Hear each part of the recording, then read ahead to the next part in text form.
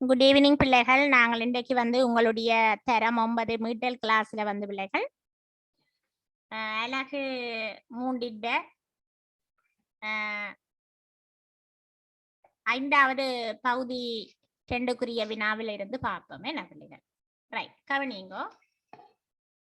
பின்வரும் கலவைகளை ஏகவின கலவை, பல்லின கலவை என பிரித்து காட்டுக என கேட்கப்பட்டிருக்கு. என்ன பிள்ளைகள்? பின்வரும் கலவைகளை ஏகவின கலவை, பல்லின கலவை என பிரித்து காட்டுக என்றதாம் பிள்ளைகள் வினா. அதுல முதலாவது பாருங்க பிள்ளைகள் பனிப்புகார், 2வது பிள்ளைகள் தேங்காய் எண்ணெயும் நீரும் சேர்ந்த கலவை, அடுத்தது பொன் அமல்கம் பொன்னும் இரசமும் சேர்ந்தது, இரும்பு தூள் கந்தகம் சேர்ந்த கலவை, செப்பு சல்பேட் கரைசல், அடுத்தது எதனோலும் நீரும் பலி தேநீர்.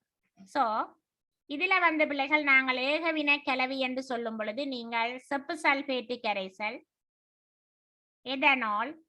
எதனோலும் நீரும் சேர்ந்த கரைசல்ல போட்டிருப்பீங்க, வலி போட்டிருப்பீங்க, தேநீர் போட்டிருப்பீங்க. அந்த 4ம் போட்டிருந்தா ஓகே, சரி போடுங்க. ஓகேயா செல்லங்கள்?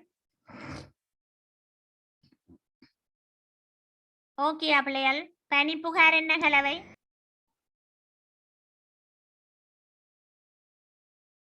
பிள்ளைகள் பனிப்புகார் என்ன கலவை?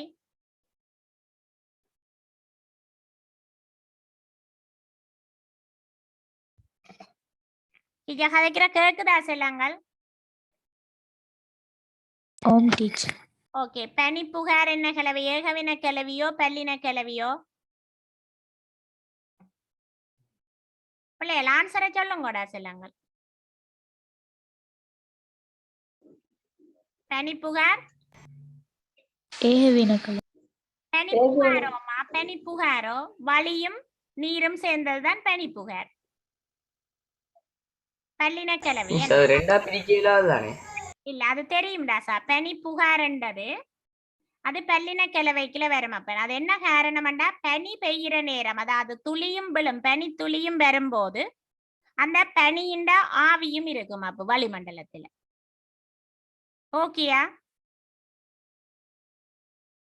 பனிப்புகார் அதுல நீர் விழும் பொழுது அப்பன் ஒரு புகாரா இருக்கும், ஆவி நீராவியும் காணப்படும். அங்க நீராவியின் மைமல் தெரியும் அப்ப. சரி ராசா. அப்ப பனிப்புகார் பல்லின கலவை, தேங்காய் எண்ணெய் நீர் பல்லின கலவை, பொன் அமல்கம் பல்லின கலவை, இரசத்துல பொன் துகள்கள் பிள்ளைகள் இருக்கும். அதே போல இரும்பு தூளும் கந்தக கலவையும் பிள்ளைகள் பல்லின கலவை. என்னடா, இரும்பு தூளுக்கு இடையில மஞ்சள் நிறமான கந்தக தூள்கள் காணப்படும். ஓகேயா? சரியா? ஓகே, நீ அங்கால வாங்க. அடுத்த கேள்வியை திருத்துங்க. 6வது வினா பிள்ளைகள். அணு உப அணு துணிக்கைகளால் ஆனவை. ரைட், முதலாவது கேள்வியை வாசிங்கோ சேனுஜன். அணுவில் உள்ள பிரதான 3 உப துணிக்கைகளை பெயரிடுக. ரைட், அணுவில் உள்ள பிரதான 3 துணிக்கைகளை பெயரிடுங்க. சொல்லுங்க பாப்போம். இலத்திரன், புரோத்திரன், நியூத்திரன். ஓகே, இலத்திரன், புரோத்தன், நியூத்திரன். என்ன? ரைட், 2வது அபிசனா வாசிங்கோ.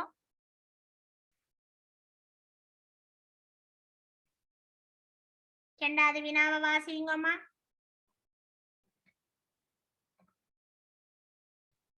அபிசனா மைக்கோ ஒன் ஆகுது இல்லையாடா செல்லம்?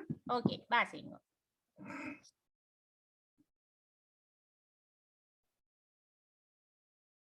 ரைட், ஜோபிகா வாசிங்க. அணுக்கருவினுள் காணப்படும் துணிக்கைகள் எவை? சொல்லுங்கம்மா. அணுக்கருவில் உள்ள துணிக்கைகள் எவை பிள்ளைகள்? நியூத்ரன், புரோத்ரன். நியூத்ரனும் புரோத்ரனும். என்ன? ரைட், 3வது கேள்வி.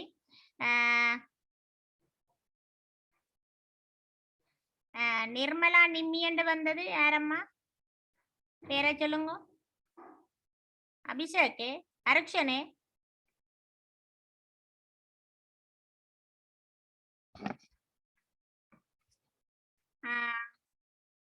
ரைட், ஜோபிகா வாசிங்கோ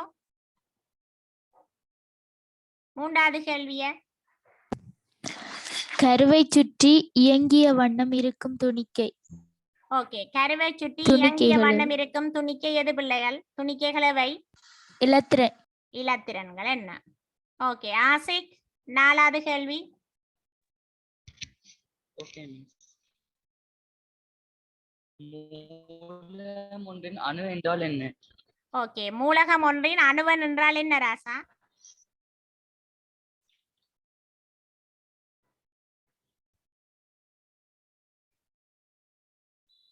மிஸ் அதில் ஆக்கப்பட்டுள்ள மிகச்சிறிய துணிக்கையா மிஸ்? இல்ல, அணுவன் என்றா என்ன ராசா? நீங்க காணப்படுற அணுவன் என்று யாரை புரோட்டான்கள். சொல்றீங்க? அணுவன் என்று யாரை சொல்றீங்க செல்லாம்? புரோட்டான்கள் எண்ணிக்கை. புரோட்டான்களின் எண்ணிக்கை என்ன? புரோட்டான்களின் எண்ணிக்கையை தான் என்னன்னு சொல்றீங்களா? அப்ப அணுவன். அணுவெண் மிஸ். அணுவன் என்று சொல்றீங்களா என்ன? அப்ப ஓகே, அப்ப ஓகே. புரோத்தங்களின் எண்ணிக்கை, அணுவில் உள்ள புரோத்தங்களின் எண்ணிக்கை என்று நீங்க போட்டிருந்தா ஓகே ராசா. அடுத்த ஜுஹானி நிக்கிறீங்களா? சபீனா இல்ல, ஸ்வேதா 5வது வினாமா ஸ்வேதா. பல்லின அணு மூலக்கூறுகள் எவ்வாறு உருவாகும்? ஓகே, சொல்லுங்க. பல்லின அணு மூலக்கூறுகள் எவ்வாறு உருவாகுதம்மா? பல மூலகங்கள் அணுக்கள் சேர்ந்து அதாவது வேறுபட்ட என்ன பிள்ளைகள்? வேறுபட்ட அணுக்கள் 2 அல்லது 2க்கு மேல் சேர்ந்திருந்தால் அதை நாங்கள் பல்லின அணு மூலக்கூறு என்று சொல்லுவோம். என்ன பிள்ளைகள்? இப்ப மூலக்கூறுண்டா பிள்ளைகள் 2 அல்லது 2க்கு மேற்பட்ட அணுக்கள் சேர்ந்திருக்க வேணும். அதுல பல்லின அணு மூலக்கூறு என்றா அந்த 2 அணுக்களும் பிள்ளைகள் வேறுபட்ட அணுக்களாக இருக்கணும். சோ நீங்கள் எழுத வேண்டிய விடை வேறுபட்ட அணுக்கள் 2 அல்லது 2க்கு மேற்பட்டவை சேர்க்கை அடைதல். ஓகே, சபீனா வாசிங்க 6வது. ஏகவின அணு மூலக்கூறுகள் என்றால் எவ்வாறு உருவாகும்? ஓகே, சொல்லுங்கம்மா. ஒரே வகையான 2 அல்லது 2ற்கு மேற்பட்ட மூலகங்கள் சேர்வதனால். அணுக்கள் சேர்வதனாலே நம்ம ஒரே வகையான அணுக்கள் 2 அல்லது 2க்கு மேல் சேர்ந்திருந்தால் அதை நாங்கள் என்னன்னு சொல்லுவோம்? ஏகவின அணு மூலக்கூறு என்று சொல்லுவோம். ஓகே, அடுத்தது துளசி நிலா 7வது. பின்வரும் எண்ணக்கரு படத்தை பூர்த்தி செய்யுங்களம்மா. முதலாவது பதார்த்தம். ரைட், அதுல முதலாவது என்ன போடுவீங்க? தூய பதார்த்தம். ஓகே, பதார்த்தங்களை நாங்கள் தூய பதார்த்தங்கள், தூய்மையற்ற பதார்த்தங்கள் என்று சொல்றோம் பிள்ளைகள். தூய்மையற்ற பதார்த்தங்களை தான் நாங்கள் கலவைகள் என்று சொல்றோம். என்ன? ஓகே, டிலுக்ஷியா நிக்கிறீங்களே? ஓ டீச்சர். 2வது சொல்லம்மா. மூலகம் கலவையில பல்லின கலவை, ஏகவின கலவை. ஓகே, 2வது மூலகம் என்று சொல்லுவீங்கள். அதாவது தூய பதார்த்தங்களை நாங்கள் மூலகங்கள், சேர்வைகள் என்று பிரிப்போம் பிள்ளைகள். கலவைகளை நாங்கள் ஏகவின கலவை, பல்லின கலவை என்று பிரிப்போம். ஓகே, நீங்களோட விடைகள் சரியண்டா சரி போடுங்க பிள்ளைகள். ஓகே, அடுத்தது வேற பிள்ளைகள் என்ன கேட்கல? அபிசனா ஓகே, சபீனா கேட்டுட்டேனே. நம்ம ஜுஹானி சொல்லுங்கம்மா அடுத்தது.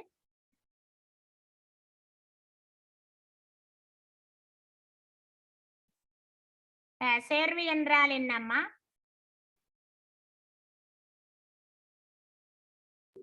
ரெண்டு அல்லது 2க்கு மேற்பட்ட மூலகங்களை கொண்டு உருவாவது.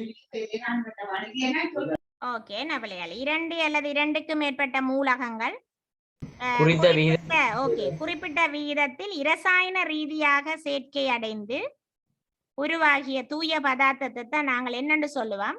சேர்வி என்று சொல்லுவோம். அப்ப வடிவா எழுதணும் பிள்ளைகள். என்ன? 2 அல்லது 2க்கு மேற்பட்ட மூலகங்கள் குறிப்பிட்ட விகிதத்தில் இரசாயன ரீதியாக சேர்க்கை அடைந்து உருவாகிய தூய பதார்த்தம். ஏனென்றா பிள்ளைகள் உங்க 4 வரி விட்டிருக்கிறோம். சோ நீங்க நல்ல தெளிவாக எழுத வேணும். ரைட், கரிணி சொல்லுங்கம்மா அடுத்தது. மூலகம் என்றால் என்னம்மா?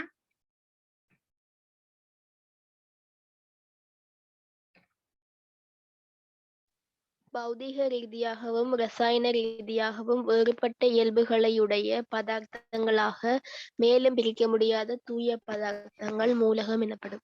நாங்கள் பௌதிக ரீதியாகவோ அல்லது இரசாயன ரீதியாகவோ வேறுபட்ட இயல்புகளுடைய பதார்த்தங்களாக மேலும் பிரிக்க முடியாத தூய பதார்த்தங்களை தான் பிள்ளைகள் நாங்கள் என்னென்று சொல்லுவோம்?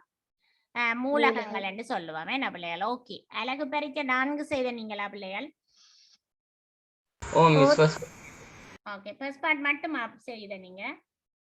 ஓ மிஸ் இல்லடினா நேரம் இல்லையே. இல்ல மிஸ், நான் பிரிண்ட் எடுக்க வந்துட்டேன். இதுக்கு ஒரு பேப்பர்லாம் படி எழுதி இருக்கிறேன். பிரிண்டர் பண்ணி செய்யுங்க. ஓகே ராசா, நாங்கள அழகு பறிக்க நாளையும் பார்ப்போம் பிள்ளைகள். விசையும் அதனுடன் தொடர்புடைய அடிப்படை எண்ணச்செருக்களையும் பற்றி பார்க்க போறோம் செல்லுங்கள். அப்ப இதுல கவனிச்சிங்கடா ரைட். முதலாவது அரிக்ஷன் வாசிங்க கேள்விய.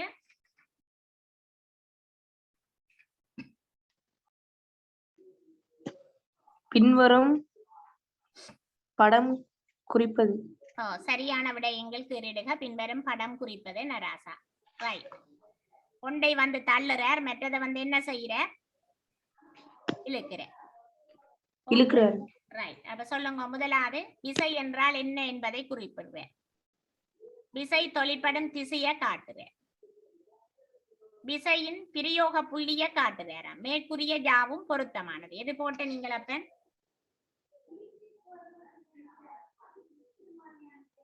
விசை தொழிற்படும் மேற்கூறிய திசை. மேற்கூறிய யாவும். மேற்கூறிய யாவும் பெறும். என்ன சொல்லுங்கள்? மேற்கூறிய யாவும் யாவும் பெறும். ஏன் சொல்லுங்க பாப்பம் அப்பன்? முதலாவது பாருங்க, தள்ளுதல் அல்லது இழுத்தல் தான் அப்பன் விசை. சோ விசை என்றால் என்ன என்பதை இங்க குறிப்பிடுறாரு. என்ன புஷ் பண்றார், ஒருக்கா ஃபுல் பண்றார், ஒருக்கா தள்ளுறார் ராசா, ஒருக்கா இழுக்கிறார். விசை தொழிற்படுற திசை பாருங்க, அம்புக்குறியில காட்டி இருக்குது. ஓமோ இல்லையோ ராசா? F என்ற எழுத்தினால விசை தொழிற்படுகிற திசை அம்புக்குறியினால காட்டி இருக்கிறார். மூன்றாவது பாருங்க, விசையின் பிரயோக புள்ளி 2வது புள்ளி படத்துல பாருங்க ஒரு புள்ளியால குறிப்பிட்டிருக்கிறார். ஓகேயா பிள்ளைகள்? வடிவா கவனிங்கடா. இங்க பாருங்க, இதுல ஒரு வட்டம் போட்டு காட்டி இருக்கிறார் இல்லையோ? இவர்தான் விசை தொழிற்படுற புள்ளி. அப்ப மேற்கூறிய யாவும் பொருத்தமானதுன்றது சரி. என்ன சொல்லுங்கள்? Okay right. சரி, அடுத்தது அபிசனா வாசிங்க 2வது கேள்விய.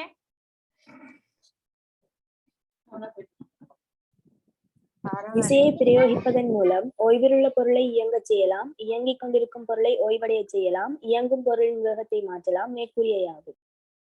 எது விடை? மேற்கூறிய யாவும். மேற்கூறிய யாவும். என்ன பிள்ளைகள்? 2வதுக்கு 4வது விடை போட்டிருந்தா சரி போடுங்க பிள்ளைகள். சத்தம் போடாத, மைக் ஆன் பண்றேன். விசையை பிரயோகிப்பதன் மூலம் ஓய்வில் உள்ள பொருளை நாங்கள் இயங்க செய்யலாம் செல்லுங்கள். இயங்கிக் கொண்டிருக்கிற பொருளை ஓய்வடைய செய்யலாம். அதாவது ஒரு ஓய்வில் உள்ள பந்தை நீங்கள் அடிச்சா அது இயங்கும். இயங்கிக் கொண்டிருக்கிற ஒரு பந்தை வந்து நீங்க காலால நிறுத்தினா அது ஓய்வுக்கு வரும். சோ இயங்கும் பொருளின் வேகத்தை மாற்றலாம். ஒரு வார பந்தை நீங்கள் ஒரு பெட்டால் அடிச்சு அதனுடைய வேகம் வந்து பிள்ளைகள் மாறும். சோ மேற்கூறிய ஜாப். ரைட். அடுத்தது அரிக்ஷன் 3வது வினா. அரிக்ஷன் ஏன் தம்பி வரையில் இன்றைக்கு கிளாஸுக்கு? ரைட்.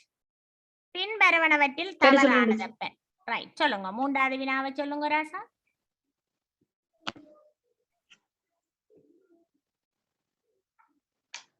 பின்வருவனவற்றில் தவறானது. ஒரு போலை என்ன செய்யறார்? அடிக்கிறார். அப்ப இதுல தவறானது எது? பொருளின் வடிவத்தை மாற்றலாம். ஓகே, பொருளின் வடிவத்தை மாற்றலாம்ன்றது பிள்ளை என்ன? அது பொருளின் வடிவத்தை மாற்றலாம்ன்றா அது மண்ணாக இருக்கணும், அல்லது ரப்பராக இருக்கணும், அல்லது கிளையாக இருக்கணும். என்ன ராசா? இங்க இயங்கும் பொருளின் வேகத்தை மாற்றம். ஓகே, இயங்கும் பொருளின் திசையை மாற்றலாம். அப்ப இதுல தவறானது பொருளின் வடிவத்தை மாற்றலாம்ன்றது. ஓகே ராசா. அடுத்த சேனுஜன் 4வது. பின்வருவனவற்றில் தவறானது. ஓகே, சொல்லுங்க. எது போட்ட நீங்கள் இதுல விடை? மிஸ், இதுல நிறை நியூட்டனில் இந்த விட்டராசின் வாசிப்பு பொருள் மீது புவியினால் வழங்கப்படும் புவியீர்ப்பு விசையின் பெருமனாகும். இல்ல மகன், கவனிங்க. நிறை என்பது எண்ணிக்கணியமாகும். நிறை என்பது எண்ணிக்கணியம்தான் பிள்ளராசாவை கவனிங்கோ. விளங்கப்படுத்துறேன். நியூட்டன் விட்டராசின் வாசிப்பு தானப்பு பொருளின் நிறை. இந்த பொருளின் நிறையத்தான் இந்த நியூட்டன் விட்டராசு தரும். 2வது பாருங்க, விட்டராசின் வாசிப்பு பொருளின் மீது புவியினால் வழங்கப்படுகிற புவியீர்ப்பு விசையின் பெருமனத்தானப்பு தரும். இந்த பொருள் வந்து கீழ் நோக்கித்தானப்பு இழுக்கும். அப்ப இங்க விட்டராசு வந்து நீங்க நிலைக்குத்தாக அது வந்து தூக்குறபடிய சொல்லுங்க. மிஸ் பொருள்ல திணிவு இருக்கிறபடியே தான் அது கீழே வருது. புவியீர்ப்பால வரையில அப்படி இல்ல, புவியீர்ப்பு விசையின் அதில் அந்த பொருளில தாக்குற புவியீர்ப்பு விசையின் பெருமனத்தானப்பன் எப்பவும் எந்த தராசும் காட்டும். நிலைக்குத்தாக நாங்கள் நிறுத்தும் போது விளங்கிச்சதோ, நாங்கள் நிலைக்குத்தாக நீங்கள் நிறுத்தீங்கள் என்றால் இந்த பொருளின் நிறை என்றதப்பன் அது அந்த பொருளின் மீது புவி தாக்குகிற விசை, புவி எவ்வளவு கீழ் நோக்கி இழுக்குதுண்டது. இப்ப உங்களோட நிறை என்றால் என்னப்பன், கீழ் நோக்கி உங்களுடைய நிறை தாக்குகிறதான் நாங்கள் உங்களுடைய நிறை என்று சொல்லுறோம். ஓகேயா? அப்ப அந்த விட்டராசு வாசிப்பு பொருள் மீது அதன் வாசிப்பு என்னத்தை தருமண்டா, அந்த பொருள் மீது புவியினால் வழங்கப்படுகிற புவியீர்ப்பு விசையின் பெருமனத்தானப்பன் தரும். டீச்சர் நிறை என்பது எண்ணிக்கணியமாகும் என்று சொல்லிதான் அதுக்கு திசையும் இருக்குதானே மிஸ், கீழ் நோக்கி என்று காட்டுறேன் தானே. நிறை காவி கணியம் தானே, இங்க தவறான கூட்டு தானேடா கேட்டது. Okay miss, okay miss. அடியப்பன் தவறான கூட்டு கேள்வி கவனிக்கணும், தவறான கூட்டு ராசா. நிறை என்பது நியூட்டனில் தரப்படும் என்றது. ஓகே, நிறை என்பது காவி கணியம். ஏன் பரமனும் இருக்குது, அப்போ திசையும் இருக்குதடா. ஓகேயா? ஓகே, அடுத்தது கவனிங்க. அடுத்தது சேனுஜன். ஓகே, அடுத்தது டிலுக்ஷியா சொல்லுங்க பாப்பா. நாலாவதுக்கு ஆன்சர் என்ன டீச்சர்? நாலாவதுக்கு ஆன்சர் வந்து தவறான விடை என்றபடியே 4வது அம்மா.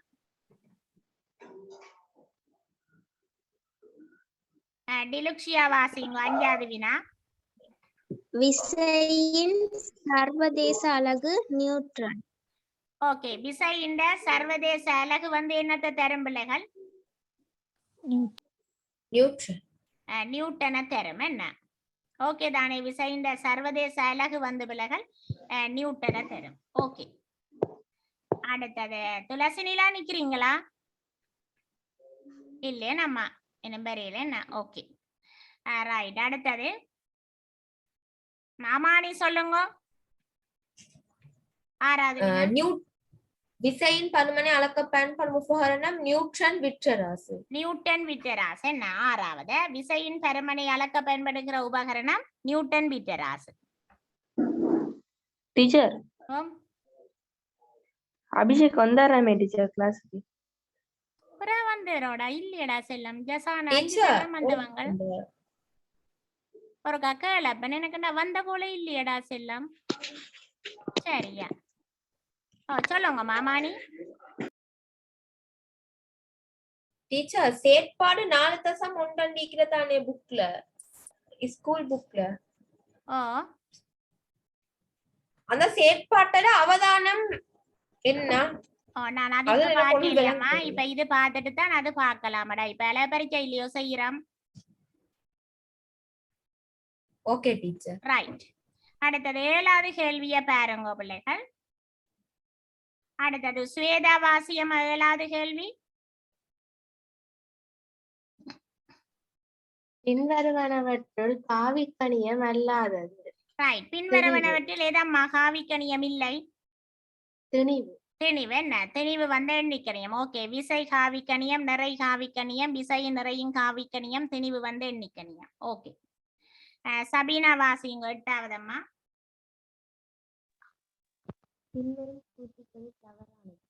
ஓகே, பின்வரும் கூட்டுகளில தவறானது எது போட்ட நீங்கள்? விசை தொழிற்படும் புள்ளி மட்டும் பிரயோக புள்ளி அல்ல. ஓகே, விசை தொழிற்படும் புள்ளி மட்டும் பிரயோக புள்ளி அல்ல என்றது பிள்ளை. என்ன? விசை தொழிற்படுற புள்ளி தான் பிரயோக புள்ளி. என்ன பிள்ளை? முதலாவது பாருங்கோ, விசை பிரயோகிக்கும் போது பருமன் மட்டுமல்ல திசையும் முக்கியமானது. ஓகே என்ன பிள்ளைகள்?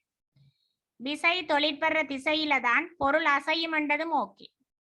3வது, பொருளில் தொழிற்படும் விசை பொருளின் வடிவத்தில தங்காது, அதுவும் ஓகே. எந்த வடிவமான பொருளாக இருந்தாலும் அதுல விசை தொழிற்படும். அப்ப விடை வந்து பிள்ளைகள் இதுல 4வது விசை தொழிற்படும் புள்ளியத்தான் நாங்கள் என்னன்னு சொல்றோம்? பிரயோக புள்ளி என்று சொல்றோம். அடுத்தது சபீனா வாசிங்க 9வது. ஓம் டீச்சர் நிறைக்கும் திணிவுக்கும் என்ன வித்தியாசம்? விளங்கியல ராசா? நிறைக்கும் திணிவுக்கும் என்ன வித்தியாசம்? திணிவண்டது மாசடா, ஒரு பொருளின் அளவைத்தான் நாங்க திணிவண்டு சொல்றோம். நிறை என்றது புவியீர்ப்பு விசையினால அதுல தொழிற்படுகிற திணிவைத்தான் நாங்கள் நிறை என்று சொல்றோம். அப்ப நிறைக்கு திசை இருக்கும், திணிவுக்கு திசை இருக்காது. அப்ப ஓகே. நிறை வந்து ஒரு திசை இருக்கும். அப்ப புவியீர்ப்பு விசை வந்து அதுல தொழிற்படும், அதன் தாக்கம் அங்க இருக்கும். ஆனா திணிவுக்கு வந்தப்ப நாங்கள் முத்துலா தெராசில அளக்கிறோம், அதுக்கு வந்து திசை இருக்காது. விளங்கிச்சுதோ? நாங்கள் நிறைய ஓகே ரைட். அடுத்தது சபீனா வாசிச்சிட்டீங்களா? 9வது 8வது வாசிட்டீங்க. ஓகேடா செல்லம். ஜுஹானி வாசியம்மா. இங்கு இருபுறமும் தொழிற்படும் விசைகள் சமனெனில். ஓகே, இரண்டு புறமும் தாக்குற விசை சமனாமம்மா. அப்ப முதலாவது பொருள் ஓய்வில் இருக்கும். எது விடை? பொருள் ஓய்வில் இருக்கும். என்ன பிள்ளைகள்? ஏன் ரெண்டு பக்கமும் தாக்குற விசை சமன் என்றால் அதனுடைய விளையில் விசை வந்து பிள்ளைகள் 0. என்ன? அப்ப பொருள் ஓய்வில் இருக்கும் என்றது ஓகே பிள்ளைகள். ரைட். அடுத்தது ஆசிக் சொல்லுங்க. விளையுள் விசை என்றா என்ன? விளையுள் விசை என்றதம்மா, ரெண்டு விசை தொழிற்படும் பொழுது அந்த ரெண்டு விசையில எது கூடவோ அந்த கூடிய விசையின் பக்கம்தான் அம்மா எங்களுடைய கடைசி விசை தொழிற்படும். அதைத்தான் நாங்கள் விளையில் விசை என்று சொல்றோம். இப்ப 2 பேர் இழுக்கிறீங்கள் என்றால் ஒரு கயிற்றை பிடிச்சு யார் கூட இழுக்கினமோ அந்த பக்கம்தான் பிள்ளை அந்த கயிறு போகும். அப்ப எவ்வளத்தால போகும்? கூட இழுத்தவர்ல இருந்து குறைய இழுத்தவருடைய விசை என்ன செய்ய வேணும்? கழிக்க வேணும். இப்ப விளங்கிச்சுதோ? விளங்கிச்சுதா? Okay right. அடுத்தது ஜுஹானி வாசிச்சிட்டீங்களே நம்ம. ஓகே, ஆசிக் வாசியப்பன் 10வது. இங்கு வண்டியை இழுக்கையில் பிரயோக புள்ளியாக தொழிற்படுவது. ரைட். இங்க வண்டியை இழுக்கையில் அப்பன் பிரயோக புள்ளியாக தொழிற்படுவது எது? வண்டியை இழுக்குது, மாடுதானே வண்டியை இழுக்குது. சோ பிரயோக புள்ளி எது? விசை தொழிற்படுற மாட்டின் கயிறு வண்டியில் கட்டப்பட்ட அந்த புள்ளி. என்ன ராசா? மாட்டின் கயிறு வந்து வண்டியில் கட்டப்பட்ட அந்த புள்ளியில தான் என்ன நடக்குது அப்பன்? இந்த புள்ளியில தான் விசை பிரயோகிக்கப்படுது. சோ அதத்தான் நாங்கள் பிரயோக புள்ளி என்று சொல்லுவோம். Okay miss. ஓகே அப்ப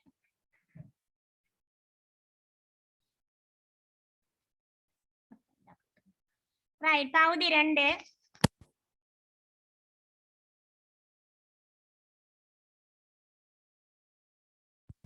படத்தில் உள்ளவாறு பொருள் ஒன்று சுருளி வில் ஒன்றில் கட்டி தொங்கவிடப்பட்டுள்ளது. பொருளின் திணிவு எவ்வளவு வந்து தரப்பட்டிருக்கு பிள்ளைகள்? 50 கிராம். 500 கிராம். ரைட். முதலாவது கன்சாயினி சொல்லுங்க. பொருளின் நிறை யாதம்மா?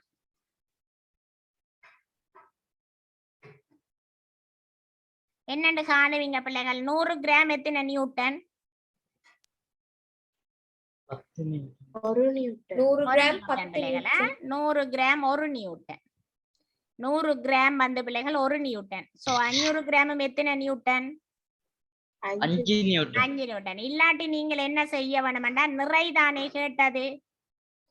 அப்ப நிறை கேட்டபடிய பிள்ளைகள் F சமன் mg என்ற சமன்பாட்டை போட வேணும். இங்க F என்பது நிறை, அதாவது விசை, M என்றது திணிவு, G என்றது புவியீர்ப்பு ஆர்முடுகள். எப்பவும் புவியீர்ப்பு ஆர்முடுகள் வந்த பிள்ளைகள் 10. அந்த பொருளை புவி இழுக்கிற விசை. திணிவை வந்த பிள்ளைகள் நீங்கள் என்னத்துல குறிப்பிடணும்டா கிலோகிராம்ல குறிப்பிடணும். இங்க தரப்பட்டது என்னத்துல தரப்பட்டிருக்குது? கிராம்ல. கிராம 500 கிராம் நீங்க கிலோகிராம் ஆக்கணும்டா என்ன செய்ய வேணும்? 1000 பிரிக்கணும் என்ன செய்யலாங்கள் பெற புவியீர்ப்பு ஆறுமுடுகள் எத்தனை அப்பன் 10 சோ இந்த 3 சைவரையும் மேல உள்ள இந்த 2 சைவரையும் இதையும் பட்டி நம்ம எத்தனை நியூட்டன் அப்பன் 5 நியூட்டன் ஓகேயா அப்ப இப்படி செய்யலாம் ஏன் இப்படி கஷ்டப்படுவான் அதை விட இதை நீங்க ஞாபகத்துல வச்சிருங்க சொல்லுங்கள் 100 கிராம் சமன் எத்தனை நியூட்டன் 1 நியூட்டன் ஒரு நியூட்டன் இனி மறக்க கூடாது ஓயல்கான இது ஞாபகமா வச்சுக்கோங்க சொல்லுங்க எஃப் என்ன டீச்சர் எஃப் என்றது விசை அல்லது நிறையம்மா எம் என்றது மாசடா திணிவு ஜி என்றது புவியீர்ப்பு ஆர்முடுகள் கிராவிட்டி ஆக்சலேட்டர் சோ புவியீர்ப்பு ஆர்முடுகள் எஃப் என்றது போஸ் விசை ஓகேயா ஓகே எழுதிங்களடா செல்லம் ஓகே ரைட் அடுத்தது ஜோபிகா சொல்லுங்கம்மா 2வது பொருளை கட்டி தொங்க விடுகையில் சுருளி வில்லில் ஏற்பட்ட மாற்றம் என்னம்மா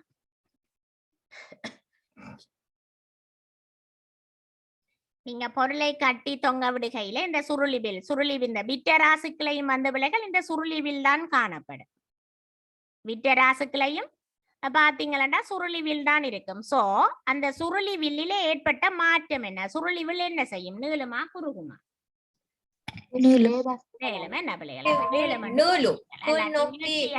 போடுவீங்க ஓகே ரைட் கரிணி வாசியம்மா 3வது கேள்வி என்ன சுருளிவில் ஏற்பட்ட மாற்றம் நீட்சி அடையும் அல்லாட்டி நீளும் ஓகே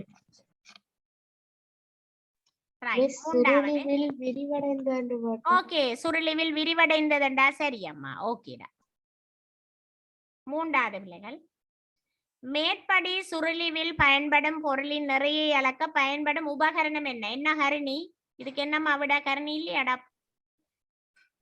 ஹரிணி சொல்லம்மா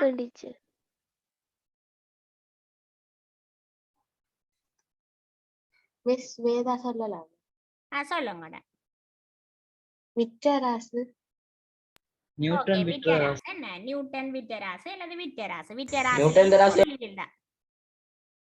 நியூட்டன் தராசு போட்டாலும் ஓகே அது நியூட்டன் தராசு சொல்றதும் நியூட்டன் விட்டராசு தான் அப்ப 4வது ரைட் அபிஷனா வாசிங்கோ 4வது மேற்படி பொருளில் நிறையானது பொருளின் மீது புவியினால் வழங்கப்படும் எந்த விசையை குறித்து நிற்கும்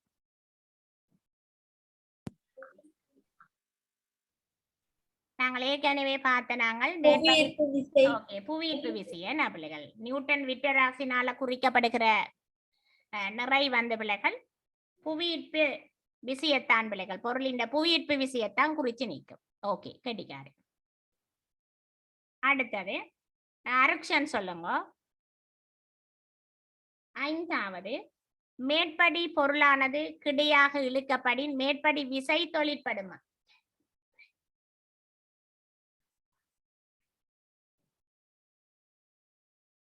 இப்ப மேற்படி பொருளை பிள்ள கிடையாக நீங்கள் இழுத்தீங்களா புவியீர்ப்பு விசை தொழிற்படுமா ராசா இல்ல டீச்சர் இல்ல என்ன இல்லை என்று போடுவீங்க கிடையாக இழுக்க புவியீர்ப்பு விசை தொழிற்படாது நிலை குத்தாக தொங்க விடப்படும் போதுதான் பிள்ளைகள் புவியீர்ப்பு விசை தொழிற்படும் ஓகே 6வது ரைட் சேனுஜன் சொல்லுங்க கிடைநிலையில் தொழிற்படும் விசையின் பெருமனாக கருதப்படும் ஓகே விசையின் பெருமனாக கருதப்படும் என்ன விசையின் பெருமனண்டா எதை சொல்ல போறீங்க விசையின் பெருமனண்டா அந்த சந்தர்ப்பத்தில நீங்க அந்த சந்தர்ப்பத்தில கையினால நீங்கள் பொருள் மீது பிரயோகிக்கப்பட்ட விசையின் பெருமனத்தான் அது காட்டும் அந்த சந்தர்ப்பத்திலே அப்பன் இப்ப கிடைநிலையில தொழிற்படுகிற விசையின் பருமன் அந்த சந்தர்ப்பத்துல அது கரடு முரடாக தளமாக இருக்கலாம் அல்லது அழுத்தமான தளமாக இருக்கலாம் அல்ல அது நல்ல உராய்வில் ஒரு இடமாக இருக்கலாம் நன்கு காட்டி வீசக்கூடிய ஒரு இடமாக இருந்தா நீங்க இழுக்கும் போது உங்களுடைய பருமன் விசையின் பருமன் மாறுபடும் அப்ப அந்த சந்தர்ப்பத்தில கையினால் பொருள் மீது பிரயோகிக்கப்பட்ட விசையின் பருமன் தான் அப்போ அது ஓகேயா ஓகே மிஸ் அப்ப கையினால கையினால் பொருள் மீது பிரயோகிக்கப்பட்ட விசையின் பருமன் என்று எழுத வேணும். அது முக்கியமா. நீங்கள் ஊண்டி இழுப்பீங்கள், மெல்லமா இழுப்பீங்கள். நீங்கள் கொடுக்குகின்ற விசைக்கேற்ப உங்களுடைய விட்டராசின் வாசிப்பும் சிறிது மாறுபடும். அப்ப ஆனால் நீங்க நிலைக்குத்தாக கட்டினீங்கள் என்றால் அந்த விசையின் பருமன் ஒருபோதும் மாறாது. ஏன்னா அது புவியீர்ப்பு விசையின் பருமன். இப்ப விளங்கிச்சுதோ? டீச்சர் 6வதுக்கு என்ன விட? அந்த சந்தர்ப்பத்தில கையினால் பொருள் மீது 6வதுக்கு என்ன விட எழுதுங்க. அந்த சந்தர்ப்பத்தில் 6வதுக்கு விட எழுதுங்க பிள்ளைகள். இது முக்கியம், அப்படியே எழுதணும். இது ஒரு பிராக்டிக்கலும் கூட பிள்ளைகள். அந்த சந்தர்ப்பத்தில் கையினால் பொருள் மீது பிரயோகிக்கப்பட்ட விசையின் பருமன். அந்த சந்தர்ப்பத்தில் கையினால் பொருள் மீது பிரயோகிக்கப்பட்ட விசையின் பருமன். அடுத்தது டிலுப்சியா சொல்லுங்க. மேற்படி இரு சந்தர்ப்பங்களிலும் விசைகள் சமனோ அம்மா? நிலைக்குத்தாக கட்டி தொங்க விட்ட போதும் கிடையாக இழுத்த போதும் அதனுடைய விசைகளின் பெருமானம் சமனோ? இல்ல டீச்சர். இல்லை நாமா. ஓகே, இல்லை என்று போடுவீங்க. இல்லை. அடுத்தது துளசி நிலா இல்லை என்ன? சுவேதா சொல்லுங்க. சுவேதா சொல்லுங்க. மேற்படி தொங்க விடப்பட்ட பொருளில் தாக்கும் விசைகளை குறிப்பிட்டு காட்டுக. அப்ப இந்த பொருள் இல்லையம்மா, மேல் நோக்கி என்ன விசை தொழிற்படும், கீழ் நோக்கி என்ன விசை தொழிற்படும் என்று சொல்லுங்க. இது கீழ் நோக்கி எவ்வளவு நியூட்டன் தொழிற்படும், மேல் நோக்கி எவ்வளவு நியூட்டன் தொழிற்படும் என்று சொல்லுங்க.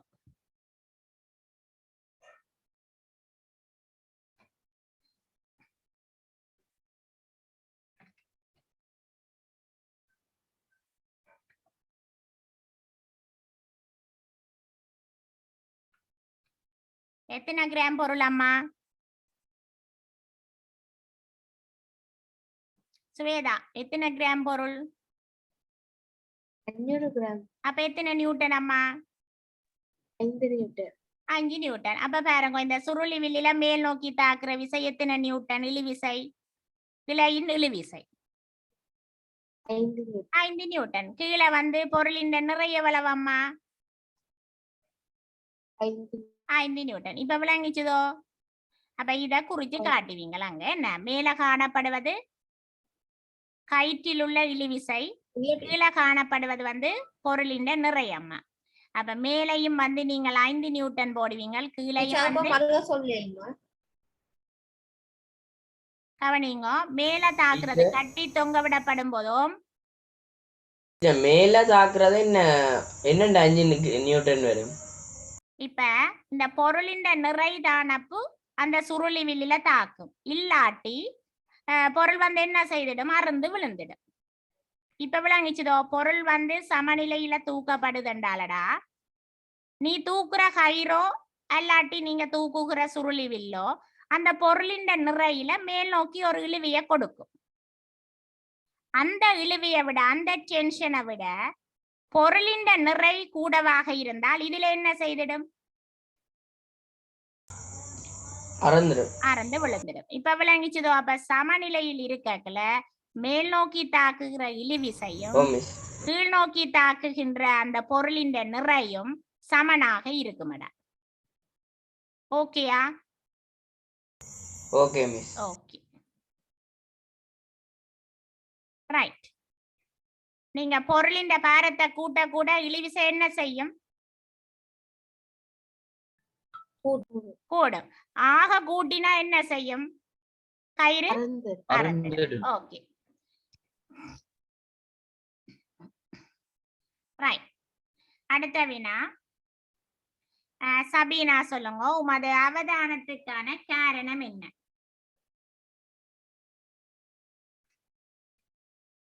உங்களுடைய அவதானத்துக்கு என்ன காரணம்?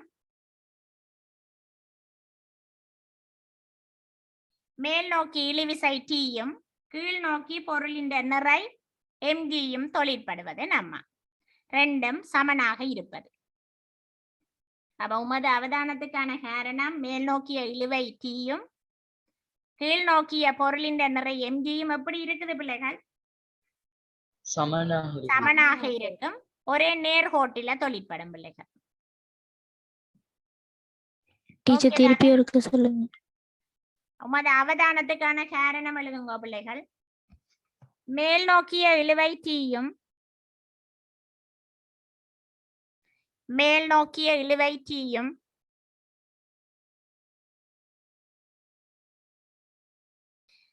கீழ் நோக்கிய பொருளின் நிறையும்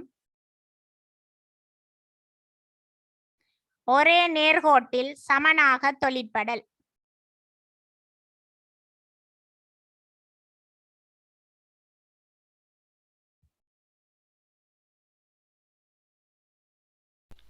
ஒரே நேர்கோட்டில் சமனாக தொழிற்படல்.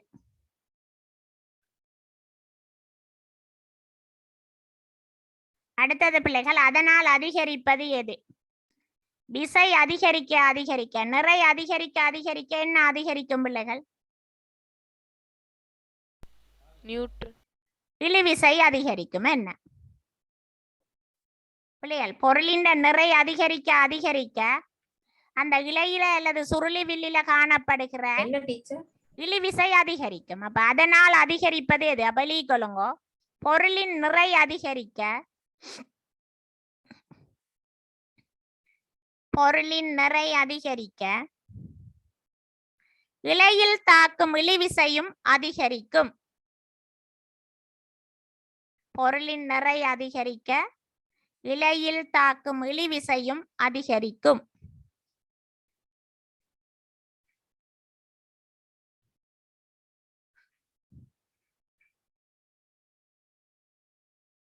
மூன்றாவது, அதிலிருந்து நீரெடுக்கும் முடிவு யாது? பொருளின் நிறையும், மூன்றாவது கேள்வி கொள்ளுங்க பிள்ளைகள், பொருளின் நிறையும் இழுவிசையும் சமனாக இருக்கும் வரை, பொருளின் நிறையும் இழுவிசையும் சமனாக இருக்கும் வரை பொருள் சமநிலையில் இருக்கும். அதை விட கூடினா என்ன செய்திடும் பிள்ளைகள்? பொருள் அறந்து விழுந்திடும். என்ன அப்ப பொருளின் நிறையும் இலையில் தாக்குகிற இழுவிசையும் சமனாக இருக்கும் வரை பொருள் சமநிலையில் இருக்கும். ஓகே தானே பிள்ளைகள்? தாக்குகின்ற இழுவிசையை விட பொருளின் நிறை கூடிச்சுதண்டா பொருள் என்ன செய்யும் பிள்ளைகள்? அறந்து விழுந்திடும். என்ன நாங்கள் அந்த நியூட்டன் விட்டு ராசினால அந்த பொருளை என்ன செய்ய முடியாது. இப்ப நீங்க உங்களுடைய ஆய்வு கூடத்துல பிள்ளைகள் 5 நியூட்டன் விட்டு ராசு பார்த்திருக்கிறீங்க. அந்த விட்டராசுல 10 நியூட்டன் பொருளை தூக்கினா என்ன செய்யும்? அறந்துடும். விட்டராசு பழுதடைந்திடும். என்ன அந்த சுருளிவில் இழுபட்டுடும். பிறகு நீங்க அந்த விட்டராசை பாவிக்க முடியாது. அப்ப 5 நியூட்டனுக்கு உட்பட்ட பொருட்களை மட்டும்தான் நீங்கள் அந்த விட்டராசினால அளக்கலாம். இப்ப விளங்கிச்சதோ? ஓகே. அடுத்தது அழகு பரீட்சை 5க்கு வாங்க பிள்ளைகள். திண்மங்களினால் ஏற்படுத்தப்படுகிற அமுக்கம். ஓகே, யுகானி வாசிங்க முதலாவது கேள்விய. அமுக்கத்தின் அலகை குறிப்பிடுக. ரைட், அமுக்கத்தின் அலகு என்னம்மா? Newton meter -2. Okay, newton meter -2 ரெண்டாவது விடை. ரைட், சேனுஜன் சொல்லுங்க இந்த விடை என்னண்டு வந்தது? அமுக்கத்தின் அலகு நியூட்டன் மீட்டர் -2 சொல்லிட்டினாம். சோ இந்த விடைய என்னண்டு வந்தது? பாடமாக்கி வச்சுக்கிறீங்களா? இல்ல மிஸ். சொல்லுங்க என்னண்டு வந்தது? மிஸ், அமுக்கத்தின் சமன்பாடு திணிவின் கீழ் அடிப்பரப்பளவு. அது கீழே இருக்கிற பரப்பளவு வர்க்கத்திலே இருக்கும். அது மேல போய் திணிவின்கள் இல்லையே. அமுக்கம் சமனங்க திணிவின்கள் பரப்பளவு. விசையின்கீழ் பரப்பளவு. அமுக்கம் சமன் விசையின்கீழ் பரப்பளவு. F/A. ரைட், என்ன சொல்லுங்க மிஸ்? F நியூட்டன்ல இருக்கும், A மீட்டர் வர்க்கத்திலே இருக்கும். மேல போய்க்கலாம். அந்த இது மைனஸ் ஆகுது. அதாவது இதன் கருத்து நியூட்டன் அரை மீட்டர் வர்க்கம். என்ன அப்ப நியூட்டன் அரை மீட்டர் வர்க்கம் என்றா நியூட்டன் தர தலைகீழாக வரக்க 1 மீட்டர் வர்க்கம் என்று வரும். சோ இவற்ற கருத்து நியூட்டன் மீட்டர் மைனஸ் 2. ஓகேயா? ரைட். அடுத்த கேள்வி ஆசிக் சொல்லுங்க. ரெண்டாவது கேள்வியை ஆசிக் வாசிங்க. இப்ப சர்வதேச அளவு திட்டத்தில் நியூட்டன் மீட்டர் -2ற்கு வழங்கப்படும் மற்றொரு பெயர். ஓகே, சர்வதேச அலகு திட்டத்துல வந்த பிள்ளைகள் இந்த அமுக்கத்தை அளக்கிற அலகு என்னன்றதுதான் நீங்க கேட்கப்பட்டீங்க. என்னப்பன்? பெஸ்கால். ஓகே, பெஸ்கால். ஓகேடா, சரி. தான்சாயினி சொல்லுங்க. பெஸ்காலின் குறியீடு என்னம்மா? பெஸ்காலின் குறியீடு என்ன? பெஸ்கால நீங்க என்னன்னு எழுதுவீங்க? யாராவது சொல்லுங்க. பெஸ்கால என்னன்னு எழுதுவீங்க? PA எழுதுவீங்க. என்ன P எழுதுவீங்க? PA. Capital PM small a. Capital PM small a யும் என்ன பெஸ்கால்னு போடுவீங்க. Okay, right. அடுத்தது தன்சாயினி வாசிங்க மூன்றாவது வினாவை.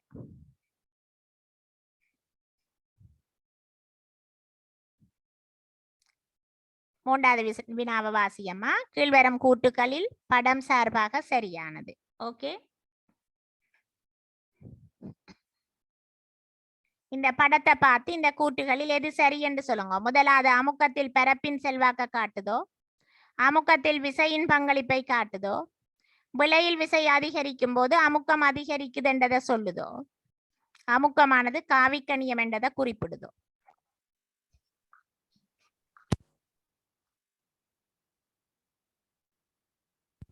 என்ன பிள்ளைகள் விடை? மூன்றாவதுக்கு அமுக்கத்தில் பரப்பின் செல்வாக்கு. ஓகே, அமுக்கத்துல வந்து பிள்ளைகள் பரப்பின் செல்வாக்க காட்டுது. என்ன? Okay okay okay. தன்சாயினிக்கு போன் வந்து பிரச்சனையா இருக்குதா, அதால ஓகே மைக் வேலை செய்து இல்லையா? ஓகே அம்மாவ சொல்லுங்கடா. பரப்பளவு கூட அமுக்கம் குறையுமா டீச்சர்?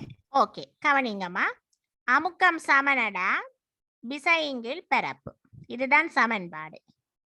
அப்ப பரப்பு கூடிச்சுதண்டா, நீங்க பிரிக்கிற விடை கூடிச்சுதண்டா, பிரிக்கிற பெருமானம் கூடிச்சுதண்டா, விடை வந்து குறையுந்தானேடா. விளங்கிச்சுதேம்மா? இப்ப ஒரு பானை நீங்க 2 பேருக்கு பங்குறதை விட 10 பேருக்கு பங்குடக்குல வார துண்டின் அளவு குறையுந்தானே, விடை வந்து குறையுது. அப்ப பரப்பு கூடினா அமுக்கம் என்ன செய்யும்? குறையும். அப்ப முதலாவதை விட இரண்டாவதுல பரப்பு கூட. அப்ப முதலாவதை விட இரண்டாவதுல அமுக்கம் வந்து குறைவு. அப்ப எது விடை வரும் இதுல? அமுக்கத்தில் பரப்பின் செல்வாக்கத்தான் பிள்ளைகள் இந்த வினா காட்டுது. முதலாவது. ஓகே அப்ப நாசிக். ரைட். அடுத்தது ஜோபிகா வாசி அம்மா. ஜோபிகா வாசிச்சிட்டீங்களா? ரைட், ஜோபிகா வாசிங்க. நாலாவது விலையுள் விசையின் அலகு. ஓகே, விலையில் விசையின் அலகு என்னம்மா? விலையில் விசையின் அலகும் விசையின் அலகும் ஒன்றுதான். அப்ப என்ன போடுவீங்க? நியூட்டன். நியூட்டன். என்ன பிள்ளைகள்? நாலாவதுக்கு முதலாவது போடுவீங்க. ஓகே, ஓம் சொல்லுங்க. விலையுள் விசையும் விசையும் ஒன்றுதானே மிஸ்? விசை வந்தடா அது வந்து ஒரு நிறைந்த பெருமானம், ஒரு விசையின் அளவு.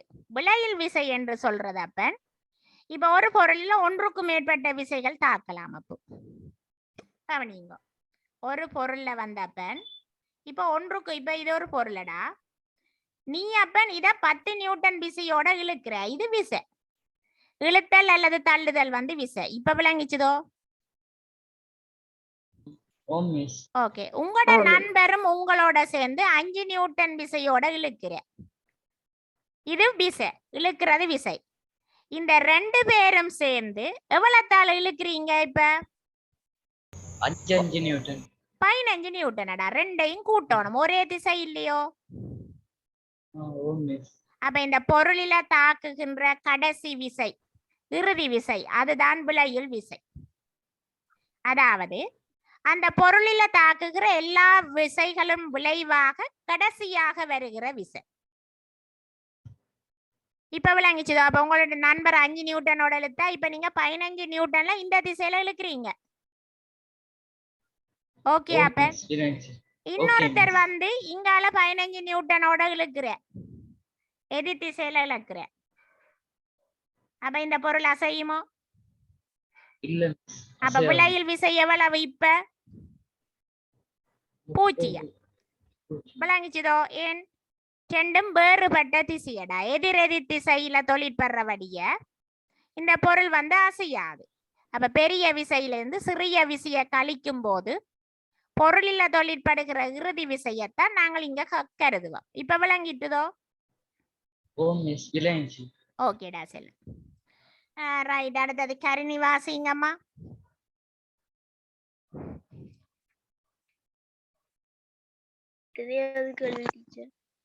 பகுதி 2 எழுதலையாடா? இல்ல டீச்சர். ரைட், முதலாவது கேள்வி வந்த பிள்ளைகள். சரி, சேனுஜன் வாசிங்கோ. சேனுஜன் எழுதியாச்சோ? ஓ மிஸ். ரைட், எழுத வாசியடா. அமுக்கம் என்பதிலிருந்து நீர் விளங்கிக் கொள்வது யாது? ஓரளவு கனவளவில் தாக்கும் விசை. திரும்ப சொல்லப்பு. ஓரளவு கனவளவில் தாக்கும் விசை. கனவளவுல தாக்குற விசையோ? ஓரளவு பரப்பில் செங்குத்தாக தாக்கும் விளைவுள் விசை. ஓரளவு பரப்பில செங்குத்தாக தாக்குற விசையப்பன் மகன் கவனம். அமுக்கம் சமனடா, விசையின் கீழ் பரப்பு. விளங்குச்சு? கனவளவில்லை. கனவளவண்டாக்க நீளம் தர அகலம் தர உயரம் வந்துடும். இது ஒன்லி பரப்பு மட்டும், ஏரியா மட்டும். ஓகேயா? அப்ப ஓரளவு பரப்பில் நிலைக்குத்தாக தாக்குற அல்லது செங்குத்தாக தாக்குற விசையத்தான் நாங்கள் என்னன்னு சொல்றோம் அப்பன்? அமுக்கம் சொல்றீங்க. ஓகே டீச்சர், ஓரளவு பரப்பண்டா. ஓகே, ஓரளவு பரப்பண்ட சொல்லு போட வேணும். ஏன் நீங்கள் ஒரு விசைய வந்து நீங்க மொத்த பரப்பால பிரிக்கிறீங்க பிள்ளைகள். இப்ப மொத்த பரப்பால பிரிக்க வார விடை வந்து உங்களுக்கு யாருக்குரிய விடை வரும்? அமுக்கம் சமன் விசை. அப்ப நீங்க மொத்த விசைய மொத்த பரப்பால பிரிக்க போறீங்க. அப்ப நீங்க விசைய மொத்த பரப்பால பிரிக்கும் போது உங்களுக்கு ஏற்ற விசை தொழிற்படும் இங்க ஓரளவு பரப்பில தாக்குகிற விசையத்தான் நீங்க தர. விளங்கிச்சதோ? Okay right. அடுத்தது அமுக்கத்தை அளவிடும் சர்வதேச அலகு எது பிள்ளைகள்? பாஸ்கல். அமுக்கத்தை அளவிடும் சர்வதேச அலகு பாஸ்கல் என்று போடுவீங்க. ரைட். மூன்றாவது கேள்வி. 400 நியூட்டன் செங்குத்து விசை. 400 நியூட்டன் செங்குத்து விசை 0.08 மீட்டர் வட்டம் பரப்பில் தாக்கும் போது தோற்றுவிக்கப்படுகிற அமுக்கம் யாதப்ப? 5000 நியூட்டன். ஓகே, 5000 நியூட்டன் என்று வந்திருந்தா ஓகே சரி போடுங்க. என்ன செய்யறது நீ பாப்போம். முதலாவது சமன்பாட்டுக்கு மார்க்ஸ் இருக்குது பிள்ளைகள். சோ அமுக்கம் சமன் விசை இங்கில் பரப்பு போடுவீங்க. இதுக்கு ஒரு புள்ளி இருக்கு பிள்ளைகள். உங்களை கேட்டது அமுக்கம். உங்களுக்கு இங்க விசை தெரியும். எவ்வளவு விசை? 400 நியூட்டன் விசை. கீழே தொழிற்படுற பரப்பு எவ்வளவு பிள்ளைகள்? 0.08. அப்ப தசத்தை நீங்கள் இல்லாம செய்வதற்கு தசத்துக்கு பின்னால 2 தானம் இருக்குது. சோ 400ஓட எத்தனை பூஜ்ஜியம் சேர்ப்பீங்க? 2 பூஜ்ஜியம். கீழே நீ 8 போட்டு பிரிச்சிங்களா என்ன வர போகுது? 840. சோ 5000 அமுக்கத்தின் அலகு போடணும். என்ன போடுவீங்க? பாஸ்கல் என்றதை நீங்க குறிப்பிடலாம். இல்லாட்டி நியூட்டன் மீட்டர் -2 என்று போட்டாலும் ஓகே. டீச்சர் அமுக்கம் 50 தானே டீச்சர்? அமுக்கமே நம்ம நம்பது நீங்கள் ஏன்னா டீச்சர் 2 பூஜ்ஜியம் சேர்க்க கொள்ள தானே திருப்பி 2 பூஜ்ஜியத்தை. அப்ப அமுக்கம் சமன் விசை இங்கில் பெறப்படா. விசைக்கு என்ன போடுவ? 400. எரக்ஷன் கவனி ராசா. பரப்புக்கு என்ன போடுவ ராசா? 0.08. தசத்தை இல்லாம செய்யறதுண்டா என்ன செய்யற நீங்கள்? இவரை எத்தனையால பெருக்க போறீங்க? 100ஆல பெருக்க போறீங்க. 100ஆல கீழே 100ஆல பெருக்கினா மேலையும் என்னடா செய்யணும்? 100ஆல பெருக்கணும். சோ 400 தர 100 எவ்வளவு வைப்பேன்? 40. 8 தர 100 எவ்வளவு? 0.08 தர 100 8 8 விளங்கிச்சே இப்ப ஓ டீச்சர் ரைட் 48 பிரிச்சா 5000 தானே இப்ப ஓகே அப்பன் 5000 பஸ்கால் தானே டீச்சர் 5000 பெஸ்கால் போடலாம் பிள்ளைகள் நீங்கள் எங்க கேட்டது வந்து அமுக்கம் இல்லையோ 5000 பெஸ்கால் போடலாம் இல்லாட்டி நியூட்டன் மீட்டர் -2 போடலாம் அடுத்தது 4வது வினா பாருங்க பிள்ளைகள் கடற்கரையில் கிடையாக இருப்பதை விட நிலைக்குத்தாக இருக்கும் போது கால்கள் கூடியளவு நிலத்தில் புதைகின்றன இதை விளக்குக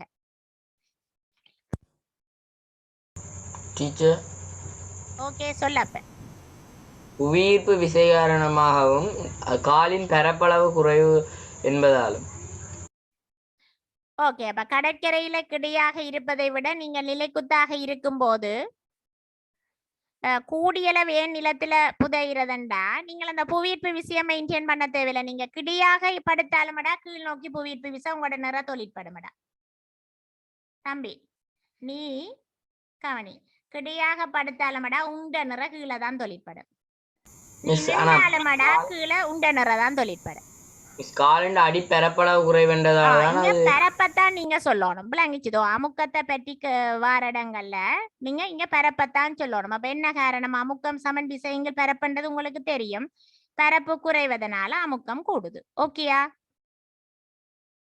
கிடையாக இருக்கும் போது பரப்பு கூடுதடா நிலைக்குத்தாக இருக்கும் போது உங்களுடைய கால்களின் பரப்பு குறைவு சோ அமுக்கம் என்னவாக இருக்குது கூடவாக இருக்குது இப்ப விளங்கிச்சுதோ திருப்பி ஒரு விளங்கப்படுத்துங்க பிள்ளையால் நீங்க நிலைக்குத்தாக இருக்கிறீங்களாமா நிலைக்குத்தாக இருக்கும் போது நிலத்துல ஏர் மட்டும் தொழிப்ப ஏர் மட்டும் தொடுகையில இருப்பார் பாதம் நீங்க கிடையாக இருக்கிறதுன்றது படுக்கிறத சொல்லி இருக்குது அப்ப உங்களுடைய 2 காலின் பரப்பா நீங்க கிடையாக படுக்கும் பொழுது உங்களுடைய உடம்பு முழுவதின் பரப்பா கூட உடம்பு முழுவதின் பரப்பு கூட அப்ப உடம்பு முழுவதின் பரப்பு கூட வேண்டா அங்க புதைகிறது என்ன குறையும் தானே அமுக்கம் குறைய பரப்பு கூடினா அமுக்கம் குறையும் கால் வந்து பரப்பு குறைவாக இருக்கிறபடியா அமுக்கம் கூடுது சோ நிலத்துக்குள்ள கூட புதையுது இப்ப விளங்கிட்டுதா அப்ப எழுதுங்க நிலைக்குத்தாக நிற்கையில் பரப்பு குறைவதனால் நிலைக்குத்தாக நிற்பதை விட வடிவா எழுதுங்க பிள்ளைங்க நிலைக்குத்தாக நிற்பதை விட சரி என்ன கடற்கரையில் கிடையாக இருப்பதை விடன்னு கேட்டுக்குது இல்லையா அப்ப நீங்க அந்த வசனத்தையே போட்டு எழுதுங்க கிடையாக இருப்பதை விட நிலைக்குத்தாக நிற்கும் போது கால்களின் பரப்பு குறைவதனால் அமுக்கம் அதிகரிக்கும் ஓகேயா நிலைக்குத்தாக இருப்பதால் கால்களின் பரப்பளவு குறைவு என்பதனால் கால்கள் புதைகின்றன ஓகே சரி அதுவும் சரி அந்த அமுக்கம் என்ற சொல்லையும் இனிமே சுட்டி காட்டுங்க அதுக்கு ஒரு புள்ளி வரும் அப்பன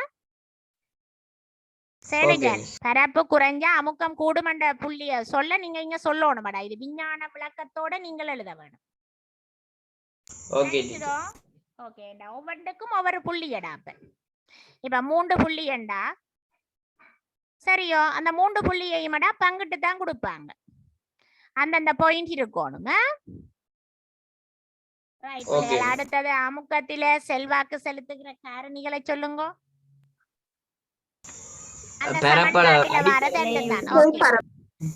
பரப்பும் மற்றது வந்து நிலைக்குத்தாக தொழிற்படுற விசை கால் வந்து நிலத்துல புதைத அந்த 4வது கேள்வி வந்து கால் நிலத்துல புதைத அமுக்கம் விளங்கல டீச்சர் 4வது கேள்வியில கால் நிலத்துல புதைத அமுக்கம் கால் நிலத்துல புதைகிறது என்னத்தால புதையுது அமுக்கம் கூடினா புதையும் இல்ல அமுக்கம் கூடினா கீழே புதையும் அடுத்த 2வது பிள்ளைகள் பாருங்கோ மேற்படி அமுக்கத்துக்கான சமன்பாட்டை தருக அப்ப என்ன சமன்பாடு போடுவீங்க ஓகே அமுக்கம் சமன் விசையின் கீழ் பரப்பளவு என்ற சமன்பாடு போடுவீங்களே என்ன பிள்ளைகள் ஓகே சரிதான பிள்ளைகள். அப்ப நாங்கள் மிச்சம் வந்த பிள்ளைகள் அடுத்த கிளாஸ்ல படிப்போம் பிள்ளைகள். ஓகே, மற்றது ப்ராக்டிக்கல் கிளாஸ் பிள்ளைகள் நீங்கள் 8க்கு வந்து ஜாயின் ஆகுங்க.